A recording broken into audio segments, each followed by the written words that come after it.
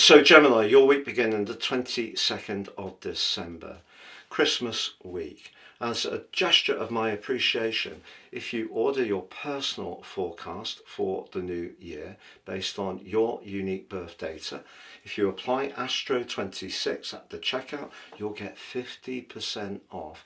You'll also get your life roadmap report, which gives you stunning insights into the patterns that are played out in your life so far, and my free gift of your Zodiac General, Love, Chinese and Indian Zodiac forecast. Please see the link below. As we come into this week, the sun has moved to the top of its journey through the sky. Capricorn, it's very worldly, practical. Its ruler is Saturn. But for you, the 8th house can be about deep transformations. And the sun is joining up with Mars, which is already in this location. And they're going to be complemented by Venus midweek.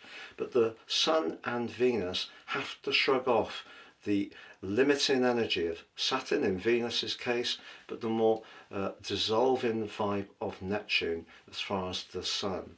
So although we come into this week where it's very much about celebration, connection and so forth, there is some very powerful vibes playing out in your chart.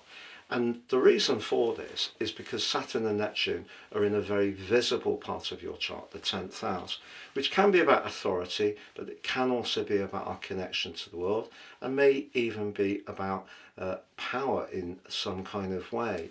If there is some intensity around a certain relationship, because Venus is in your sector of relating in the first half of this week and in a very harsh right angle to Saturn, it could show up.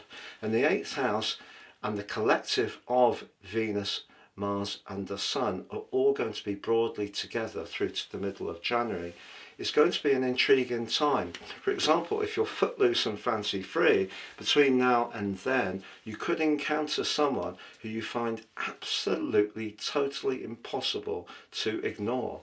You may be drawn into the energy of that person very potently, and it could be a very intense and passionate connection in a very positive way.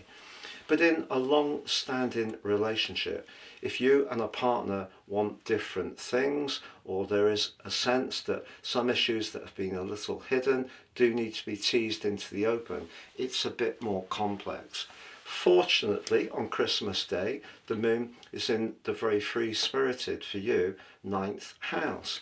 And that's a place where that more verbalizing and communicative vibe that's so powerful for you can really shine brightly. But later in the day, the moon does move into the 10th house, and you may find that your emotions are closer to the surface.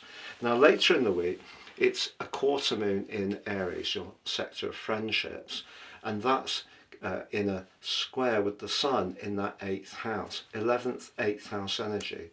Again, if you're feeling that someone is perhaps applying subtle control, or there is some jealousy or possessiveness around you when you're planning perhaps your New Year's celebration, you may want to break out, do your own thing, or just think very deeply about what you want to bring to pass in the new year.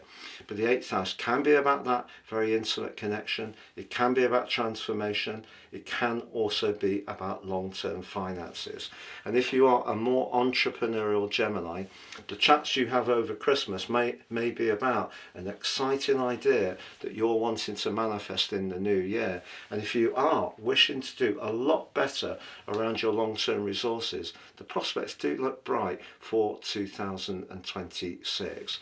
I'd like to wish you a very happy Christmas.